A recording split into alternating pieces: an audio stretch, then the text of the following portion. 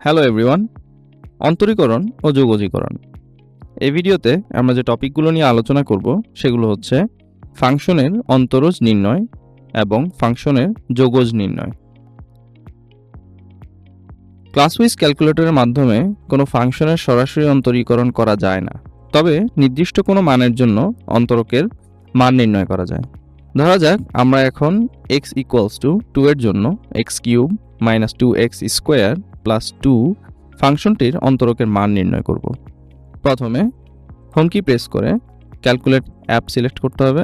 এরপর ক্যাটালগ কি প্রেস করে ফাংশন অ্যানালাইসিস অপশনটি সিলেক্ট করতে হবে। সেখান থেকে ডেরিভেটিভ অপশনটি সিলেক্ট করলে স্ক্রিনে ডেরিভেটিভ অপারেটরটি দেখাবে। এখন ফাংশনটি অর্থাৎ x³ - 2x² + 2 এবং x = 2 ইনপুট দিয়ে এক্সিকিউট কি প্রেস করলে আমরা ফলাফল পেয়ে যাব। ক্লাসউইজ ক্যালকুলেটরের মাধ্যমে কোনো ফাংশনের শুধুমাত্র নির্দিষ্ট যোগজের মান নির্ণয় করা যায়। ধরা যাক আমরা এখন 2 থেকে 3 লিমিটের মধ্যে 2x/1 + x² ফাংশনের যোগজের মান নির্ণয় করব। প্রথমে হোম কি প্রেস করে ক্যালকুলেট অ্যাপ সিলেক্ট করতে হবে। এরপর ক্যাটালগ কি প্রেস করে সেখান থেকে ফাংশন অ্যানালাইসিস অপশনটি সিলেক্ট করতে হবে। এখন ইন্টিগ্রেশন অপশনটি সিলেক্ট করলে স্ক্রিনে ইন্টিগ্রাল সাইনটি দেখাবে।